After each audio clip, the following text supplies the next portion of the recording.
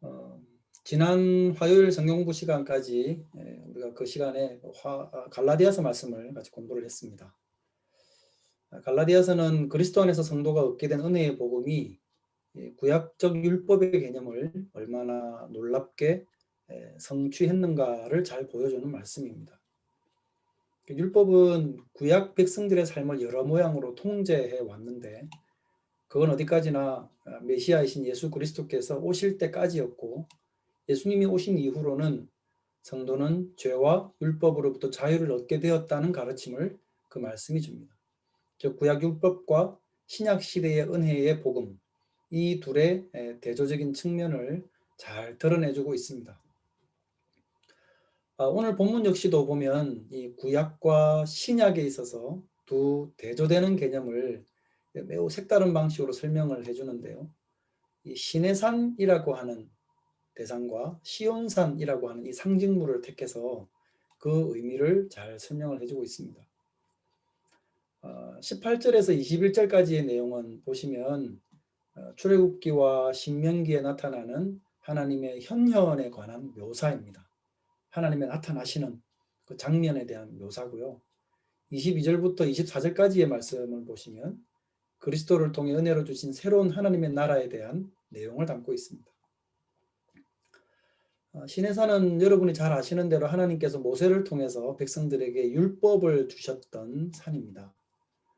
그 산이 구약의 율법과 구약의 백성들을 상징하는 것이라면 신약의 성도들은 더 이상 그 산에 머물러 있는 게 아니라 하늘의 영적 예루살렘을 상징하는 시온산으로 옮겨갔다라고 이렇게 말씀을 합니다. 오늘도 그 권 목사님이 말씀을 나누시면서 종이 아니라 아들이다, 자녀다라는 말씀을 하셨잖아요. 그러한 이 분명한 이 대조를 잘 오늘 본문도 보여준다 할 수 있습니다. 그런 차원으로 오늘 본문이 어떻게 뭘 잘 설명을 해주고 있는지 함께 나누도록 하겠습니다. 18절에서 20절까지 내용을 보시면은 너희는 만질 수 있고 불이 붙는 산과 침침함과 흑암과 폭풍과 나팔 소리와 말하는 소리가 있는 곳에 이른 것이 아니라 그 소리를 듣는 자들은 더 말씀하지 아니하시기를 구하였으니 이는 짐승이라도 그 산에 들어가면 돌로 침을 당하리라 하신 명령을 그들이 견디지 못함이라 고 되어 있습니다. 옛 언약 아래에서 하나님의 거룩하심과 위엄은 그분의 임재와 함께 나타나는 여러 가지 자연적인 표징들, 즉 오늘 본문에서 방금 읽어드린 것처럼 어떤 때는 불 붙는 산으로 묘사가 되기도 하고 또 어떤 때는 짙은 구름이나 흑암으로 그 상황이 전개되기도 하고 또 어떤 때는 하늘을 진동하는 듯한 나팔 소리 같은 것들로 그렇게 하나님의 임재를 강조해 왔었습니다. 그런 장면들을 그 백성들이 보면 어떤 마음이 들겠습니까? 당연히 두려움이 느껴지죠. 다시 말해서 하나님의 존재와 그분이 임재하시는 그 장소는 백성들이 가까이 하기를 사모하고 열망하는 그런 장소가 아니라 구약의 백성들의 경우는 그것을 두려워해야 하는 곳이었고 함부로 접근해서는 안 되는 그런 곳이었습니다. 요즘 우리가 지금 새벽기도 또는 가정예배 때 계속 묵상을 하고 있는 역대하 말씀 가운데 얼마 전에 우리가 읽었던 6장에 보면은요. 솔로몬이 성전을 다 완공시키고 나서 언약궤를 그 성전에 안치시킨 이후에 백성들을 모아놓고 그들을 축복하는 내용이 나옵니다. 그 앞에서 솔로몬이 이렇게 이야기를 하죠. 역대하 6장 1, 2절에 보면 여호와께서 캄캄한 데 계시겠다 말씀하셨사오나 내가 주를 위하여 거하실 성전을 건축하였사오니 주께서 영원히 계실 처소로소이다. 여호와께서 캄캄한 데 계시겠다 말씀하셨사오나 사실 하나님은 한 번도 백성들에게 당신이 나는 캄캄한 데 있을 것이다 라고 이렇게 말씀을 하신 적이 없습니다. 근데 솔로몬은 왜 하나님이 캄캄한 데 계시겠다고 이렇게 말씀을 하셨다고 이야기를 합니까? 그거는 아까 읽어드린 것처럼 하나님이 나타나시는, 하나님이 임재하시는 그 모든 상황에서는 늘 그러한 방식으로 하나님이 나타나셨었기 때문입니다. 어둡고 침침하고 보이지 않고 큰 소리가 들리는 그 두려움이 느껴지는 그러한 상황 가운데에서의 하나님의 임재. 하나님이 모세에게 십계명을 주실 때도 그랬고 모세가 회막을 만들었을 때 그 회막에 하나님이 임재하실 때도 역시 그랬습니다. 그 외에도 보면 다른 많은 예들이 성경에 나와 있는데요. 그 말씀들을 여러분이 한번 찾아보시면 하나님이 임재하시는 곳은 늘 비밀스럽고 가려져 있고 소리만 들어도 두려움이 느껴지는 그런 상황이 연출되었습니다. 산에서는 천둥 소리, 번개 소리, 짙은 구름이 끼어 있고 나팔 소리 같은 현상이 임하고 또 시내산 아래에 진에 기다리고 있던 이스라엘 백성들은 그것에 너무 압도되어서 두려움에 벌벌 떨었던 그게 하나님의 임재의 상황이었습니다. 오늘 18절 19절에도 바로 그것을 말씀을 하고 있지 않습니까? 백성들은 하나님의 말씀하시는 그 자체가 너무나 두려워서 그 말씀을 대신 들어서 자신들에게 전해달라고 모세에게 직접 간청을 했을 정도였습니다.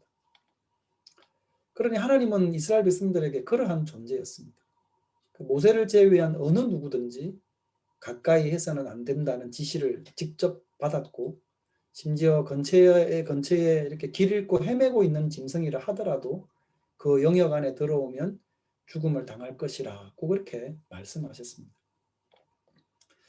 모세는 예외라고 그랬으니까 모세는 괜찮았느냐? 그것도 그렇지 않습니다. 오늘 본문에도 읽으셨던 것처럼 모세는 자기 자신도 너무나 두려워서 떨린다라고 이렇게 이야기를 했습니다.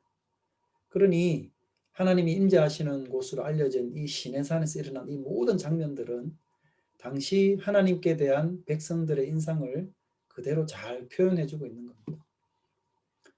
그것이 이제 신약시대로 오게 되면서 새 언약 아래에서는 어떻게 바뀌게 되었느냐라는 겁니다. 이제 그걸 22절 이하에서 잘 보여주는데요. 22절에서 24절까지를 보시면 그러나 너희가 이른 곳은 시온산과 살아계신 하나님의 도성인 하늘의 예루살렘과 천만 천사와 하늘에 기록된 장자들의 모임과 교회와 만민의 심판자이신 하나님과 및 온전하게 된 의인들의 영과 새 언약의 중보자이신 예수와 및 아벨의 피보다 더 나은 것을 뿌린 피다 라고 말씀합니다. 그러니까 새 언약의 중보이신 예수님의 사역을 통해서 우리는 담대함을 가지고 이제 하나님께로 나아갈 수 있게 되었습니다. 오히려 새 언약이 주어진 이 시대에는 과거처럼 접근을 금지하는 것이 아니라 그분께 올라가는 것이 오히려 백성이 사는 길입니다. 근접할 수 없는 저 지상의 산자락에 머물러 있어야 하고 더 그 선을 넘어야지 말아야 되는 그게 아니라 언제든지 그리고 쉽게 올라갈 수 있도록 우리에게 열려져 있는 곳이 바로 주님의 존전입니다. 오늘 우리가 찬양을 드릴 때도 주님 앞에 잠잠히 나아간다. 주님의 존전에 나아간다 그랬습니다. 옛날이면 상상할 수 없는 것이죠. 우리는 주의 성령에 힘입어서 이제는 누구든지 믿음으로 주님께로 나아갈 수 있게 되었습니다. 무엇 때문에 그것이 가능하다고 말씀을 하느냐? 오늘 본문에서도 바로 예수 그리스도의 피 때문이다라는 겁니다. 24절 말씀에서 예수님이 뿌리신 피라고 이 한 말씀이 우리를 향해서 웅변적으로 말하고 있습니다. 아벨의 피는 복수와 징벌을 부르짖지만 예수님의 피는 은혜와 용서를 선포하십니다. 은혜와 용서를 경험한 신약의 성도는 하나님의 임재를 두려워하는 것이 아니라 그분의 임재를 사모하고 갈망하게 되었습니다. 여러분들께서 아까 본문을 읽을 때 아마 느끼셨겠지만 시내산에서 벌어진 많은 일들은 이스라엘 백성들의 역사 안에서 일어난 하나님의 현현의 자연 현상인데 반해서 시온산과 관련해서 등장하는 용어들을 보시면 아주 매우 영적인 세계를 묘사해주고 있습니다. 과거 이스라엘 백성들은 이런 구체적이고 가시적인 사건에서 하나님을 인식했던 반면에 새 언약의 백성들은 영적 사건에서 하나님을 인식했다라고 이야기를 할 수 있는 거죠. 다시 말씀을 드려서 이 구절에서 나오는 이 시온산이라고 되어 있는 이 단어는 하늘의 도성인 새 예루살렘과 연결지어서 설명을 합니다. 시편 102편 말씀에 보면 여호와께서 시온을 건설하시고 그의 영광 중에 나타나셨다라고 이렇게 한 노래가 있는데요. 그 말씀처럼 새 예루살렘은 궁극적으로 하늘의 시온에서 완성된다는 겁니다. 그렇기 때문에 시온산은 요동하거나 멸망되지 않고 영원히 있게 될 것입니다. 이것이 본문에서 말씀하는 시내산과 시온산을 정확하게 대조해서 기자가 설명하고 있는 그 내용입니다. 이처럼 새 시대가 열리게 되었으면 백성들은 이전에 그 눈으로만 확인하려고 했던 하나님의 임재의 현상들이 아니라 주님께서 이뤄놓으시고 우리에게는 약속으로 주신 그것을 믿음으로 붙들고 소망 가운데 살아가야만 하는데 여전히 어떤 이들은 이전의 것으로 돌아가려는 그런 사람들이 있다는 것입니다. 구약 백성들의 예를 한번 가만히 생각해 보십시오. 그들은 그 하나님이 하신 약속들에 만족하지 못하고 끊임없이 이 세상에서 확인할 수 있는 이 가시적인 증거들에 기대고 싶어 했습니다. 실제로는 많은 이적들을 그들이 경험을 했음에도 불구하고 그것들을 그들은 늘 금방금방 잊어버렸죠. 그리고 또다시 다른 증거들을 찾고 원하는 욕구가 채워지지 아니하면 늘 그 자리에서 불평하고 또 다른 곳으로 갔을 때 우상이나 이방신들로부터 조금이라도 뭔가 좋은 것이 보여진다고 느껴지면 언제든지 그 신을 믿고 따르는데 주저함이 없었던 민족이 과거 이스라엘 백성들이었습니다. 그렇기 때문에 하나님 한 분만을 제대로 섬기지 못했던 역사가 바로 구약 이스라엘의 역사 아니겠습니까? 그런 종교 심리들이 극대화된 게 뭔가 그러면 바로 우상 숭배입니다.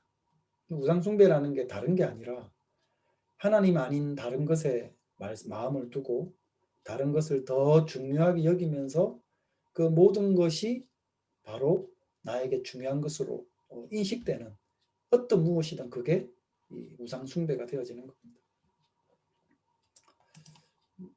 그동안 예배 시간에 한두 번 말씀을 드린 적이 있는데요. 또다시 한 번 더 말씀을 드리면 이 예배, 이 워십이라고 하는 이 단어를 그 worth라는 말과 ship이라는 단어에 붙여진 단어라 그러지 않습니까? 그러니까 예배하다라는 이 말은 worth라는 말과 ship이라는 이 가치를 둔 또 가치 매김. 그래서 하나님 아닌 다른 곳에 우리의 마음을 쏟고 가치를 두고 살아가는 것이 있다면 그것이 무엇이든 바로 우상이 되는 것이고 그것을 중요하게 여기는 그것이 우상 숭배가 되는 것입니다. 여러분들은 중세시대의 그 교회의 이 건축 양식에 대해서 그리고 그 목적에 대해서 아마 잘 알고 계실 겁니다. 중세 교회 건물에는 두 가지의 목적이 있었습니다. 하나는 교육적인 목적이 있었고요. 또 하나는 종교의식을 위한 목적이 당연히 있었습니다. 당시에는 이 문맹자들이 참 많았죠. 그렇기 때문에 글을 읽을 수 없기 때문에 어떤 모양이나 형상을 통해서 많은 교육적인 그런 내용을 교회에서 담아내고자 했습니다. 그래서 교회 건물 내에 조각이나 형상들을 많이 만들어 놓음으로써 성경의 역사라든지 성직자들과 이 성자들과 순교자들에 대한 어떤 그런 생애를 또 만들어 놓은 경우도 있고 또 천국과 지옥을 여러 가지 모습으로 묘사를 해 줌으로써 성도들을 묘사하는 교육하는 그런 목적이 예배당 안에 있었습니다. 그리고 또 하나의 목적이 바로 이 종교의식을 위한 목적이었죠. 이 말은 뭐 단순히 예배 장소로서의 의미를 말하는 게 아닙니다. 중세의 교회는 그보다도 훨씬 더 많은 의미를 지니고 있었습니다. 당시 성도들은 교회를 가리켜서 위대한 기적이 발생하는 장소로 여겼습니다. 물론 성직자들로부터 그렇게 듣고 배운 것이겠죠. 그렇기 때문에 교회는 이 성도들이 믿는 바대로 그 기적적인 장소에 버금갈 수 있도록 웅장하고 멋지게 지어야만 했습니다. 교회에 들어서는 것만으로도 그 웅장함과 거룩한 분위기에 압도가 되어서 그 분위기만으로도 하나님의 임재를 느낄 수 있을 만한 장소여야 했던 것이죠. 그렇게 함으로써 예배가 끝난 이후에도 성도들이 그 건물 안에서 하나님의 임재의 여운을 계속 누릴 수 있도록 하려 한 겁니다. 앞서 이 구약 백성들이 흑암과 폭풍과 나팔 소리 같은 압도되는 분위기에서 하나님의 임재를 느끼고 두려워했다고 말씀을 드렸는데, 중세 교회야말로 이 교회 건물을 가지고 그런 압도되는 분위기를 실현시키려고 했던 것입니다. 물론 그런 목적이 담겨 있는 이 건물이 또 예배 드리기 위해서 예배당을 찾고 있는 이 삶에 지쳐 있는 성도들에게는 어쩌면 큰 심리적인 평안과 위안을 주기도 했을 것입니다.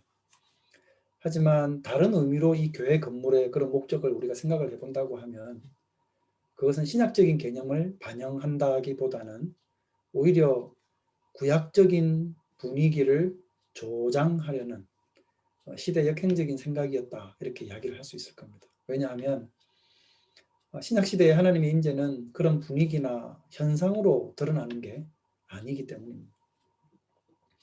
이것 자체를 우리가 뭐 우상이다, 또 우상 숭배다 말을 할 수는 없지만 이런 분위기야말로 자연스럽게 교회 안에 형상을 만들고 또 우상이 될 수 있을 만한 동상들을 만들어 놓을 수 있는 길을 열어줬다는 점에 있어서는 틀림없는 사실입니다. 왜냐하면 실제로 그 교회 가운데, 여러분 이렇게 유럽의 많은 교회들을 방문해 보셔서 아시겠지만 교회 가보면 참 많은 그런 그 형상들이 안에 들어가 있습니다.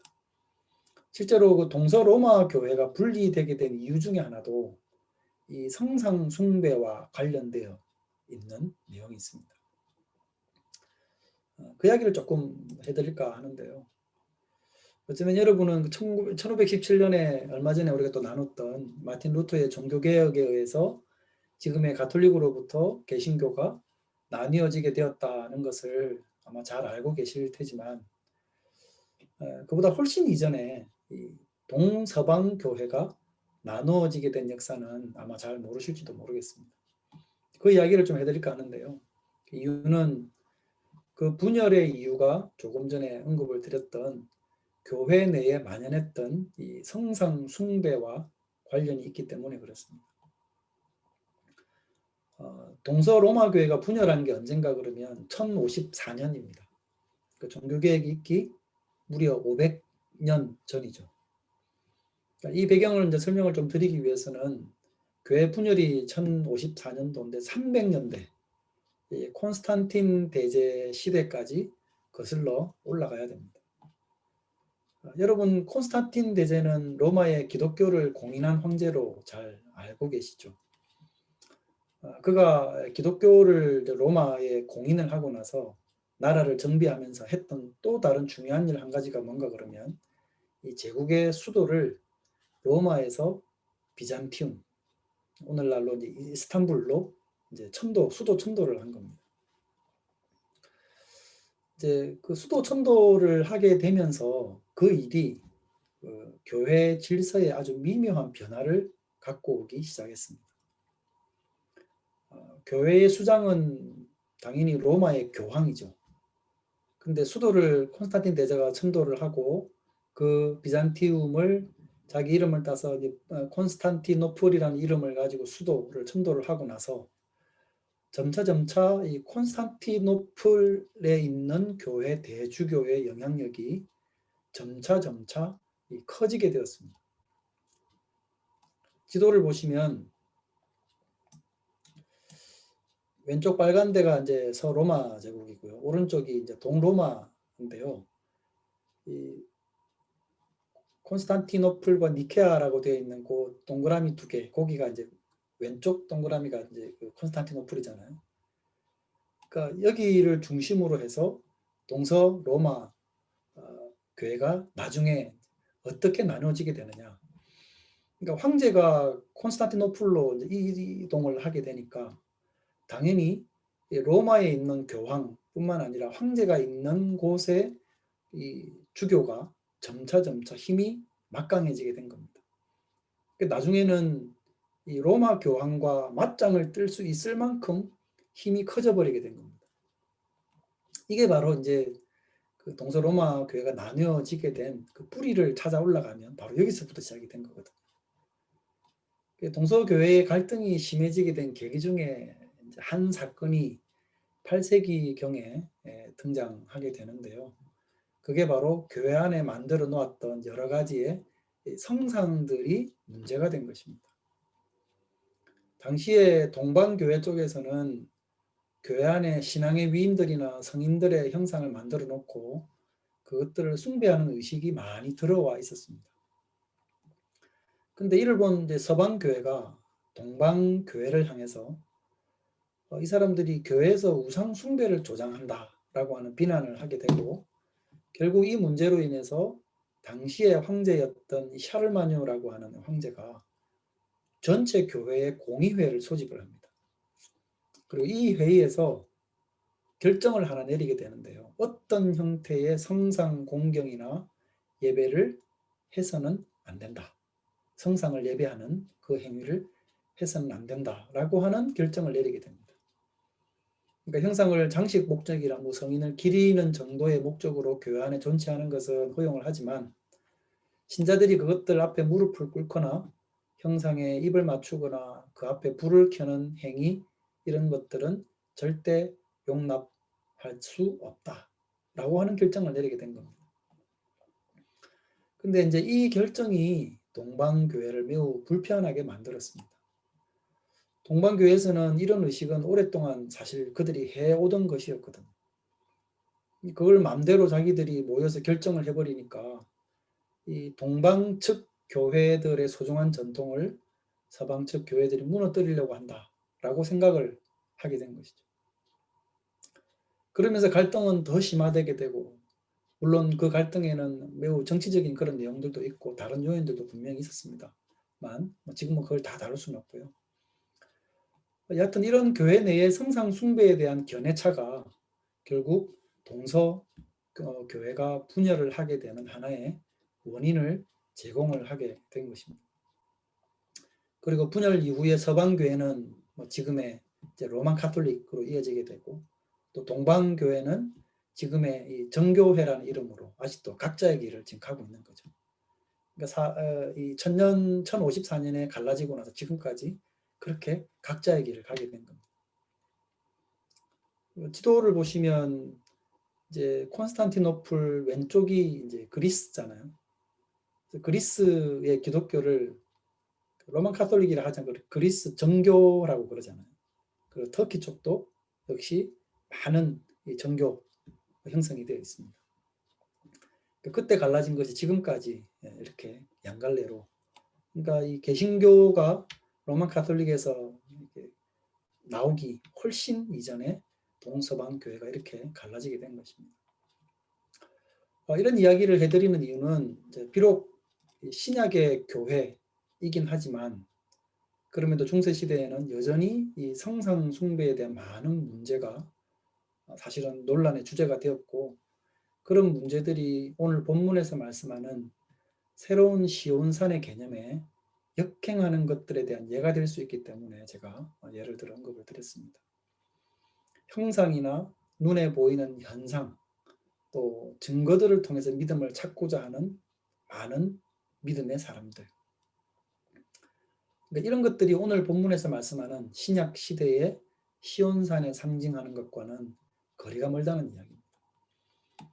오늘 본문에서 말씀하는 새로운 시대의 신앙은 구약의 모습과 전혀 다른 차원에서 하나님을 인식했다는 것을 말씀합니다. 다시 말씀을 드려서 외적인 분위기나 환경 또는 형상 등과 같은 그런 요소들로부터 완전히 결별을 하고 영적으로 하나님의 나라를 믿음의 사람들이 취하고 누릴 수 있게 되었다는 것을 오늘 본문이 말씀해 줍니다. 그렇기 때문에 오늘 본문에서 계속적으로 상징적인 용어를 통해서 하나님의 나라와 그분의 계시를 언급을 하고 있는 이유는 이 영적인 것은 우리가 이 세상에서 확인할 수 있는 것과는 전혀 다른 차원에 있는 것이다 라는 것을 말씀하는 겁니다. 어떤 면에서 보면은 여기에 기독교 선교가 감당해야 될 한 딜레마가 있을 수 있다고 생각합니다. 사람들은 되게 그렇죠. 뭔가 눈에 보이는 것, 좀 더 확실한 것, 그런 증거들을 요구를 하는데 반해서 기독교는 하나님과 그분의 나라를 단지 상징과 비유로만 해명해야 된다라고 하는 어떤 그 딜레마 같은 것이 있긴 합니다. 그러니까 이게 히브리서 독자들 가운데서도 어떤 사람들은 당연히 받아들여야 될 이러한 교회의 딜레마를 견디지 못해서 뭔가 눈에 보이는 그 시내산이라고 하는 거창하고 웅장하고 또 뭔가 두려움과 경외심을 유발하는 그런 분위기를 구하고 쫓아가야 된다는 생각을 갖게 되었었는지 모르겠습니다. 우리가 이게 함께 지금 히브리서 12장 말씀을 나누고 있는데요. 지금의 독자인 우리들도 마찬가지입니다. 과거 히브리서의 어떤 독자들처럼 시내산이 아닌 시온산이 아닌 시내산을 사모하고 있는 그런 성도들이 만약에 있다고 한다면 22절 말씀이 우리들에게 선포하는 말씀을 우리가 진지하게 들어볼 필요가 있습니다. 이제 우리들이 와 있는 곳은 시내산이 아니라 시온산이다 라는 겁니다. 그렇지만 우리는 항상 이것을 기억을 해야 됩니다. 새로운 시대 그리고 새로운 방법으로 하나님께서 당신의 임재를 말씀하시고 그 안에서 우리는 온전한 자유를 누리면서 믿음 안에 거할 수 있어야 되는 겁니다. 이 시온산은 예수 그리스도를 통해서 전혀 새로운 차원으로 하나님이 당신을 나타내시는 곳입니다. 거기에는 흑암도 없고 폭풍도 없고 불도 없고 신기한 굉음도 없습니다. 그러나 그런 것과는 전혀 다른 차원의 하늘의 예루살렘이 있습니다. 예수 그리스도의 속죄가 그것을 다 이뤘기 때문에 그렇습니다. 불과 구름과 폭풍의 방식이 아니라 사람으로 오신 예수님의 이 대속적인 사건으로부터 우리에게 구원의 길이 열리게 되었습니다. 예수님은 나팔 소리와 굉음이 아니라 베들레헴의 아주 초라한 구유에서 나셨고 우리가 예상하지 못하는 방식으로 대속을 이루시고 죽음에서 부활하셨습니다. 거기에 바로 우리 모든 인류가 누리게 된 미래의 생명이 담겨 있는 겁니다. 이런 구원, 생명의 세계를 우리가 생생하게 느끼고 희망하고 그것을 간구하는 사람은 결코 신의 산에 대한 유혹을 받지 않게 되는 것입니다. 말씀을 맺겠습니다. 우리는 그 일반적인 종교 현상이나 정치적인 어떤 힘으로 상징되는 이 신의 산이 아니라 전혀 다른 영적 생명이 숨어있는 시온산으로 그리스도에 의해 옮겨지게 되었습니다. 그 시온산의 신비한 세계가 여러분의 삶과 믿음 안에 온전하게 자리 잡으실 수 있기를 주님 이름으로 축원드립니다. 기도드리겠습니다. 걸어가신 하나님 아버지 은혜를 감사합니다. 하나님의 임재를 우리는 사모하고 그분의 임재 가운데 우리는 자유를 누리며 죄됨에도 불구하고 죄인이라 칭하지 아니하시는 그리스도의 보혈의 은혜로 인해서 하나님께 나아갈 수 있는 담력을 가지고 이 땅을 살아가며 그래 늘 하나님의 임재를 사모하고 구하며 살아가게 하심을 감사합니다. 구약 백성들이 그렇게도 두려워했던 하나님의 임재를 우리는 기쁨으로 맞이할 수 있고 그것을 소망하게 하셨으니 늘 하나님과 합당하게 동행하는 삶을 살아갈 수 있도록 은혜 베풀어 주시고 주신 은혜를 기쁨으로 감사함으로 찬양하며 살아가는 우리가 될 수 있도록 은혜 베풀어 주시옵소서.